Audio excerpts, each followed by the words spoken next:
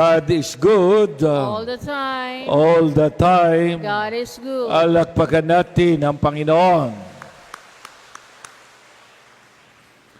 Mga kapatid, katulad ng sinabi ko, saan ka man magpunta sa buong Pilipinas ay pinagdiriwang ang pista ng Santo Niño o piyesta ng Santo Niño.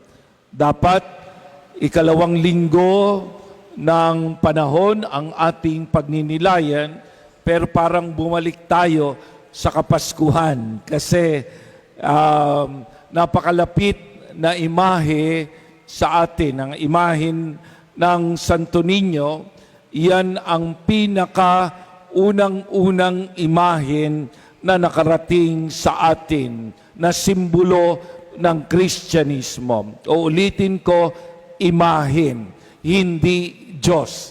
Ang imahin ay hindi Diyos, kundi sumisimbolo ng isang misteryo, ng isang hiwaga sa ating buhay. Katulad halimbawa, itong imahin ng Santo Niño ay sumisimbolo sa misteryo ng incarnation. Di po ba? Yung pagsasalaman ng Diyos na si Jesus. Kaya nga kung titignan mo ang image of Santo Niño, mga minamahal na kapatid, magtataka ka yung gumawa niyaan, siguro ginawa yan mga 13th century o 14th century, tapos dinala rito ng 16th century. Biruin mo yon. Ganyan ang image. Bakit image ng isang bata o imahin ng isang bata na sumisimbolo kay Kristo na anak ng Diyos? So sumisimbolo, makikita mo, meron siyang corona. Di ba? Ano ang corona? Yan ay sumisimbolo sa pagiging hari.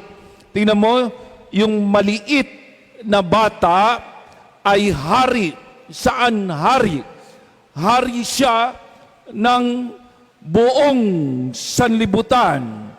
Hari siya ng lahat-lahat ng mga bagay na umiiral sa daigdig na ito. Yun ang ibig sabihin niyan. Hari, di ba? So, bagamat siya ay maliit na bata, siya ay Diyos na galing sa isang kaharian, galing sa Ama. At siya ngayon ay nandito sa daigdig upang pagharian ang daigdig. Yan ang simbolo niya. Naintindihan po ba? Pagkatapos niyan ay meron pang isang simbolo na nandiyan, ang mundo. Ibig sabihin, pumasok siya sa mundo. Siyang lumikha ng mundo ay pumasok sa mundo upang maapektuhan niya ang mundo. Ayun, upang dalhin ang langit dito sa mundo, upang dalhin ang paghahari ng Diyos Ama dito sa mundo.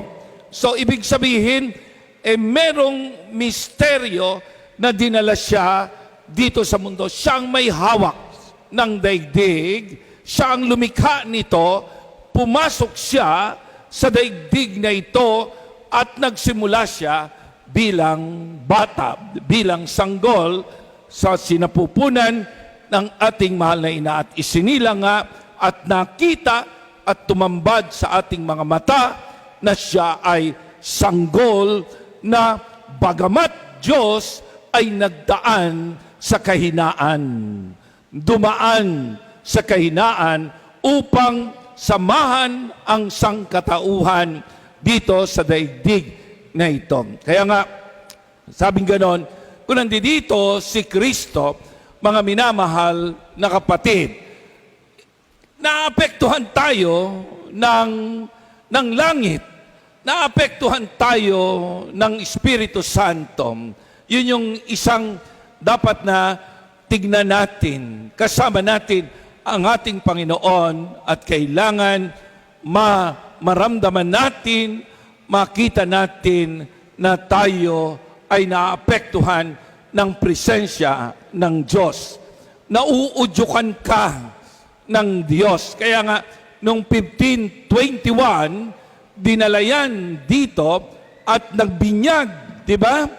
Nagbinyag noon yung kasamang pari ni Magellan, bininyagan niya ang mga tao at ibinigay ang Santo Niño bilang simbolo ng pananampalataya natin. Kaya napaka-importante ng image of Santo Niño. Di ba, nung panahon din yon ay ipinangalan ang Pilipinas, itong islang ito na Pilipinas, galing sa pangalan ng hari ng Espanya. Kaya kung makipapansin mo, ang simula ng mga Pilipino bilang pagkabansa niya, bilang sambayanan, ay simula ng Kristyanismo. At ang pinakasimbolo ng Kristyanismo ay walang dilit iba kundi ang image of Santo Niño. Okay? Maraming image ng Santo Niño ngayon, di ba? Nakakalito na, hindi po ba? Kasi maraming gumagawa para mapansin lamang ang mga image ng Santo Niño upang maibenta. Okay?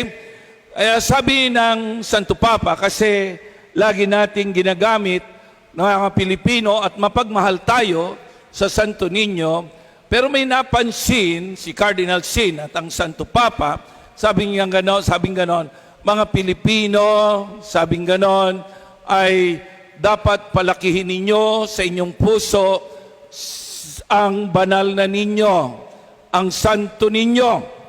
Huwag niyong panatiliing maliit siya sa inyong mga puso.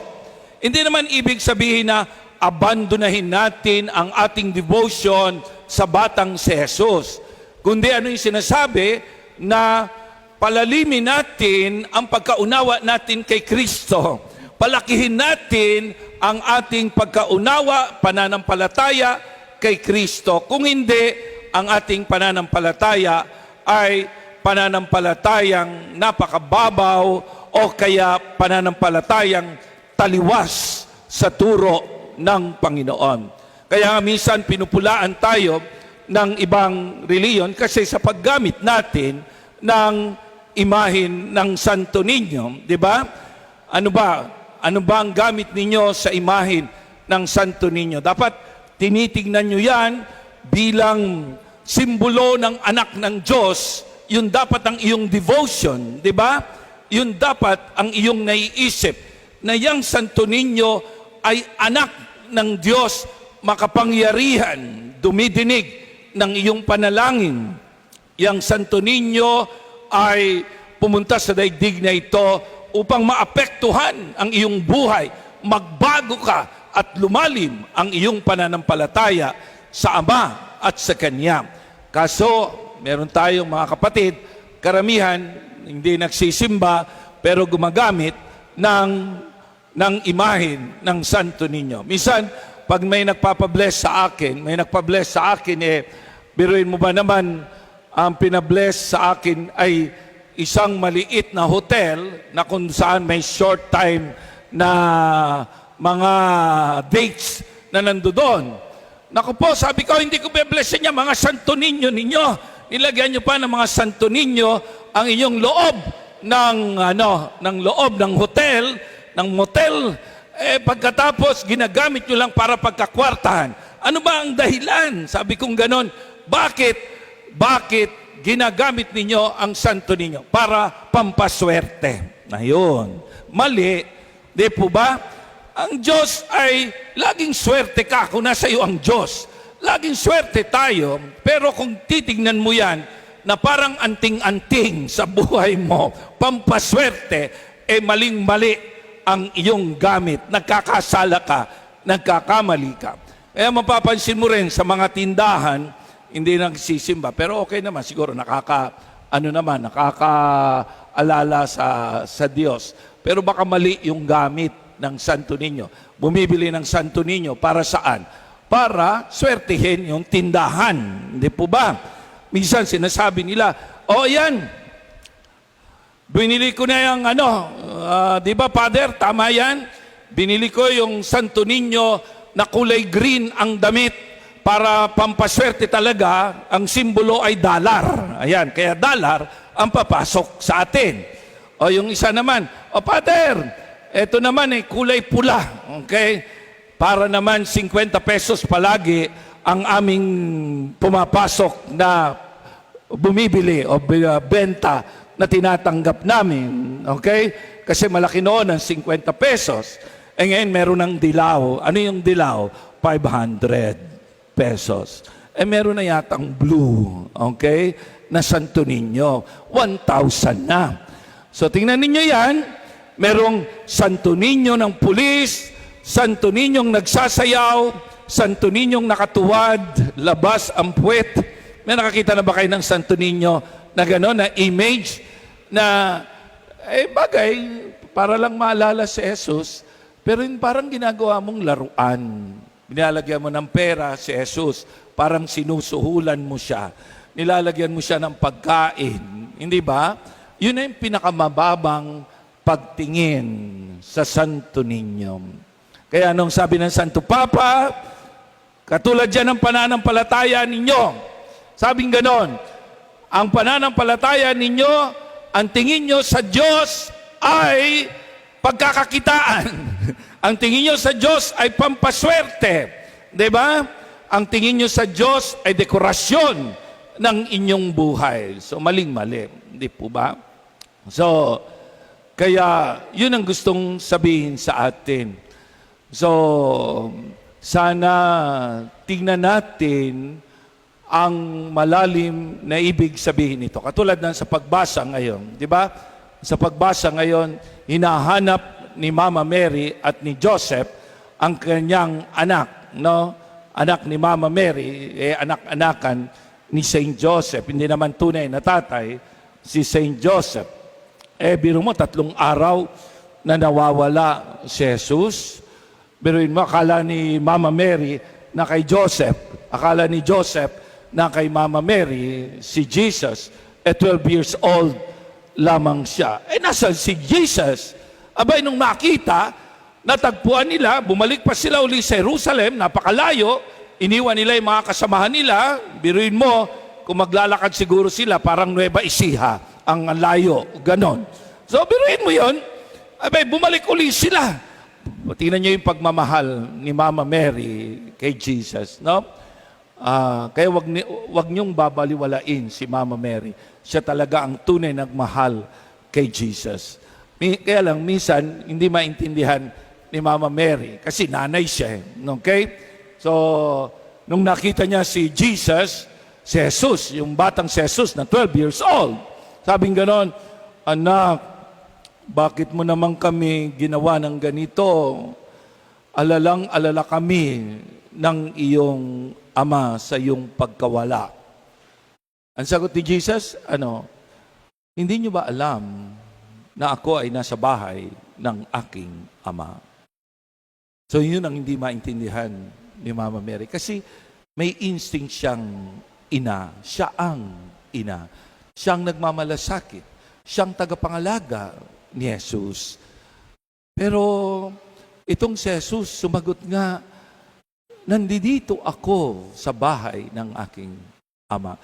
Yun yung napakataas na devotion. Kung titignan mo si Jesus, dapat ganun ka. Ganun ka dapat. Ikaw, mas mahalaga sa iyo ang Diyos. Mas mahalaga sa iyo ang relasyon ng Ama. Di ba? Minsan, mahal na mahal natin ang ating anak, pero hindi natin dinadala sa simbahan. Ayan, problema yan. Sabing ganon, ang bata daw, pag umidad ng 8 taon, yan daw ang pinaka-critical na panahon ng kanyang isip. ng kanyang kaluluwa. Kapag inilagay mo lang sa kanya ay matematika, English, social studies, science, yun lang ang kanyang matututunan. Dapat yun daw ang panahon na ide-develop ang kanyang relationship with God. Tuturuan siyang magdasal. Yun ang unang relasyon mo sa iyong anak. Ilapit siya sa Diyos, sa Ama, para maangkin niya ang Ama. So, maliit na bata pa lang siya, kilala niya na ang Diyos.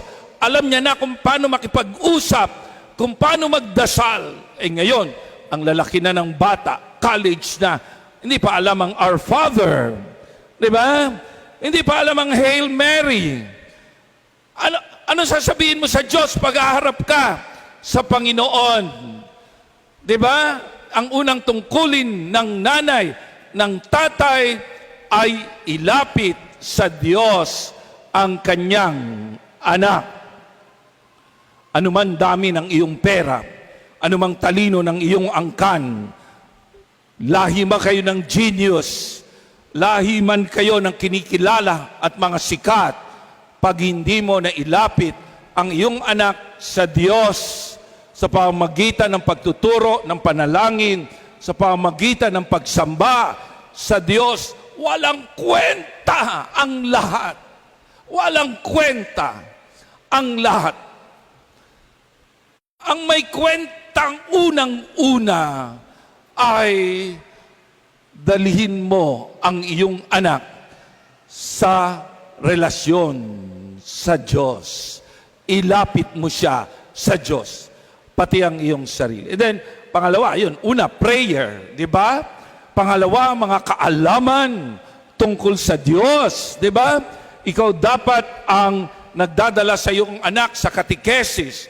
Kung dinadala mo ang iyong anak sa eskwelahan, dala-dala mo pa ang kanyang bag, hindi mo ba siya dadalhin sa simbahan upang matutunan ang kanyang Panginoon?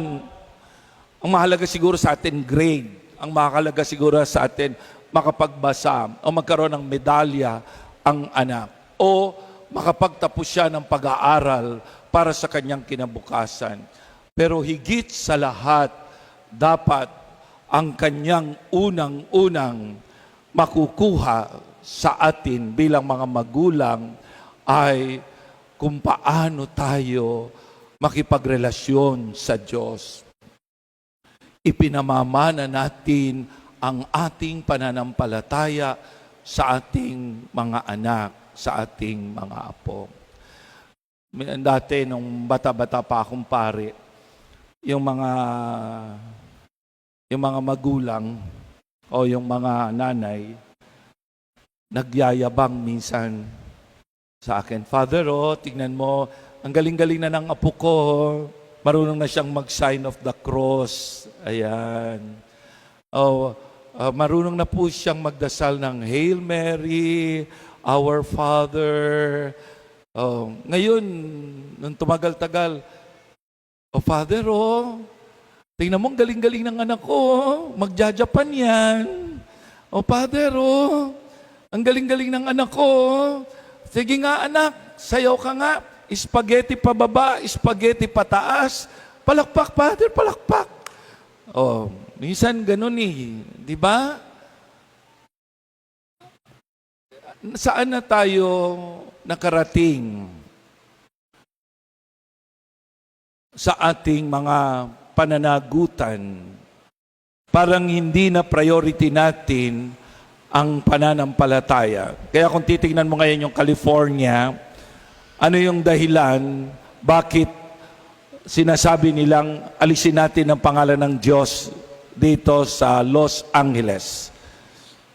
Alisin natin. Huwag mong dadali ng pangalan ng Diyos. Pag ikaw ay nakikipag-usap tungkol sa Diyos, magagalit sa iyo ang maraming mga tao.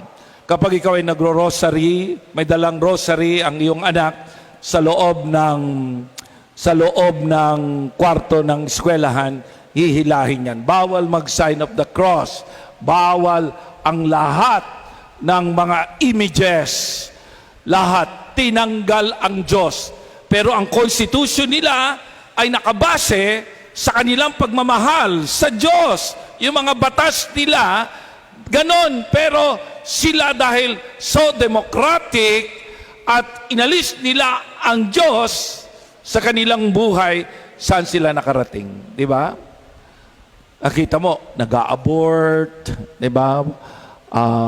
Nagde-divorsyo, ano pa yung ginagawa nila? Nilalait ang Diyos, sumasamba kay Satanas. Meron mga satanista ngayon doon sa lugar na yon, di ba? So, ano pa yung mga ginagawa nilang paglapastangan sa Diyos? Ang dami. Tinanggal nila ang Diyos. Pero marami pa rin na sumasampalataya. Pero hindi priority ang Panginoon. Kaya nga, anong nangyari sa kanila? Nung nagkaroon ng malaking sunog, iniisip nila ng maraming mga tao, pinarusahan ng Diyos ang lugar na yon. Kasi ang nakita nila, mga minamahal na kapatid, yung kanilang yaman at ang kanilang tagumpay, yung kanilang pagiging sikat, yan ang napaka-importante sa kanilang buhay. Narating nila ang tugatog ng kanilang buhay, nakapagtayo sila ng mga mansion at sila ay hinangaan sa daigdig bilang mga artista at politiko, kaya walang Diyos. Tingnan nyo, napakadaling ganyanin ang para sa kanila walang Diyos. Kasi narating naman namin ang mga bagay na ito. Kaya dito sa ano ng Santo Niño, sa fiesta, ipinakikita, di ba, na siya ang hari. Hindi ka ang hari. Di ba? Siyang may-ari ng daigdig. Ano man pwedeng mangyari, gawin ng Diyos, pwedeng gawin niya. Sunugin tayo lahat dito, katulad ng Los Angeles na parang naging impyerno. Di ba? Ngayon, hindi sila makapagmalaki. Hindi po ba? Umiiyak sila. Yung pinaghirapan nila ng 30 taon, ng 50 taon, ay naabong lahat. Akala nila sila na ang Diyos.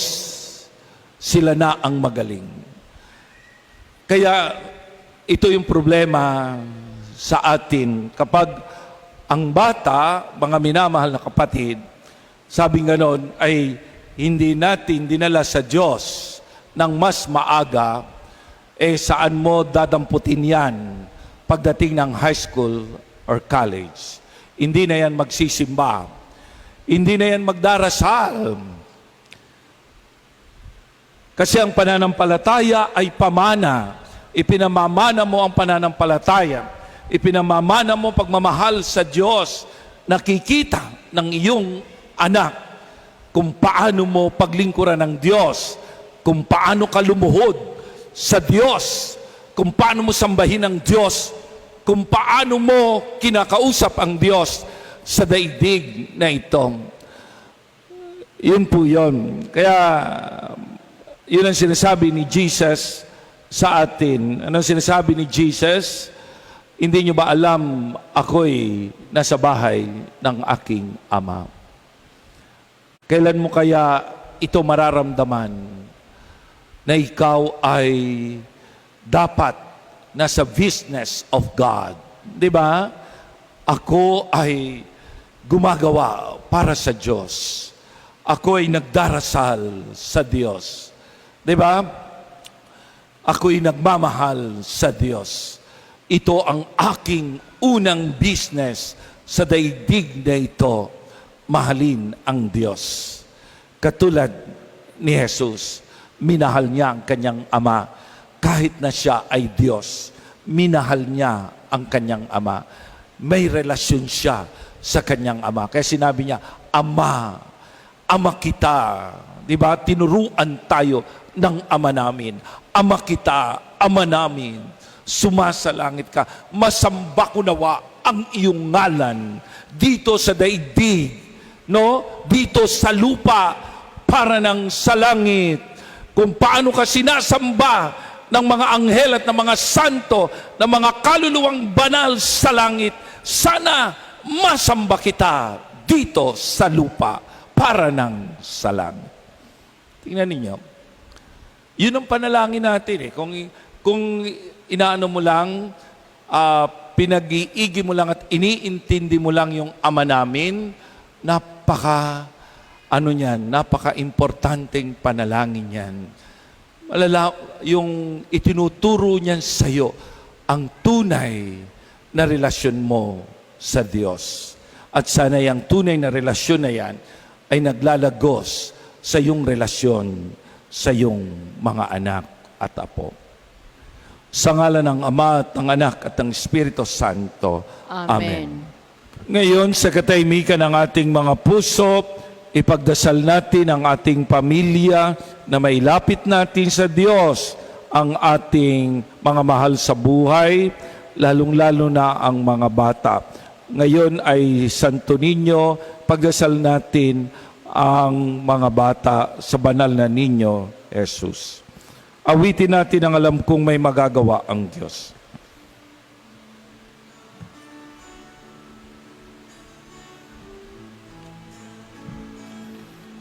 Alam kong may magagawa ang Diyos.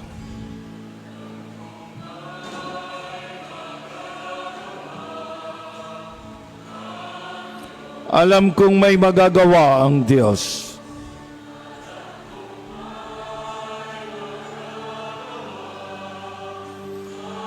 Kung ako'y magtatapat sa Kanya'y maglilingkod.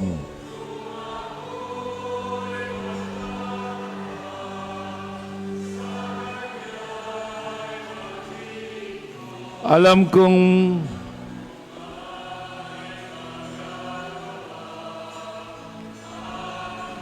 taas natin ang ating mga kamay, alam kong diringgin ng Diyos ang samo ko.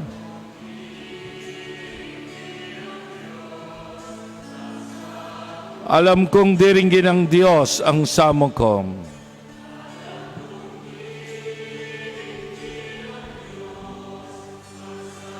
Kung ako'y magtatapat sa Kanya'y maglilingkod.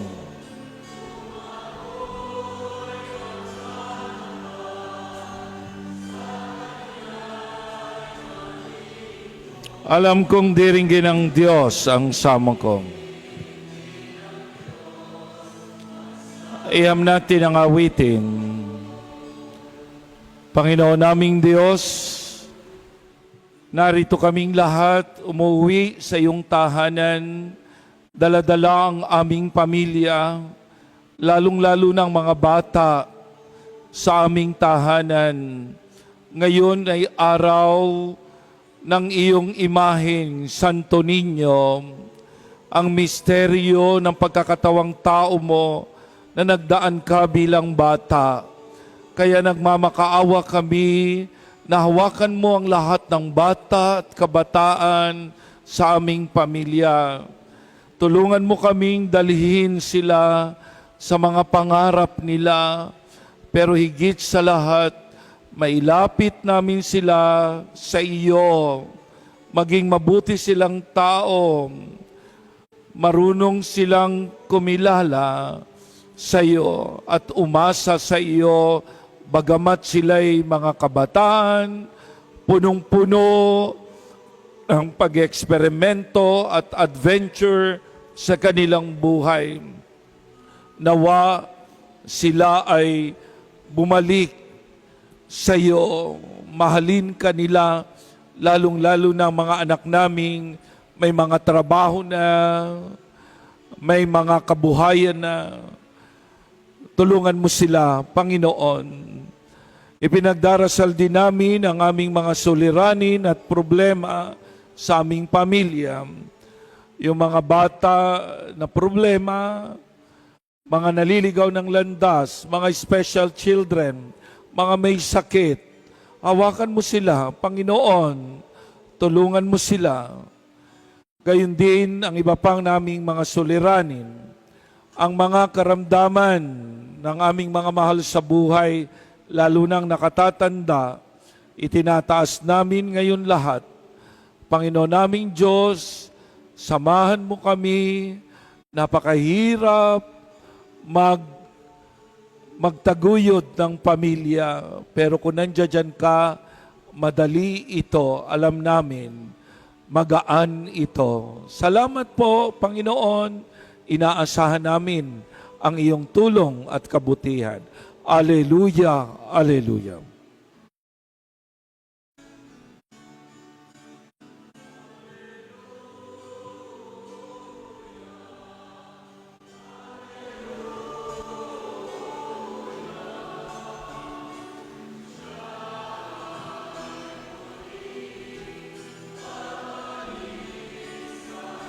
Alleluia, alleluia.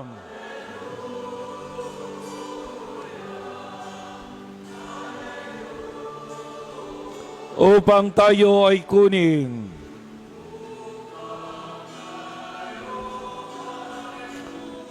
Sabihin mo sa katabi mo, merong magandang mangyayari sa iyo.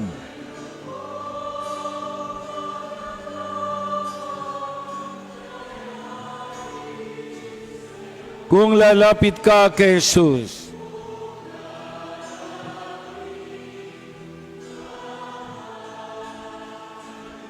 sabihin mo, merong magandang mangyayari sa iyo.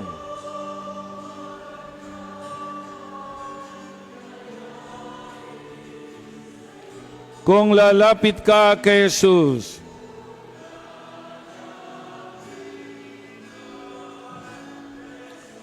salamat po, Panginoon. Ang lahat ng aming niling ay nihiling namin sa iyong anak na si Jesus na naging bata, naging santo ninyo.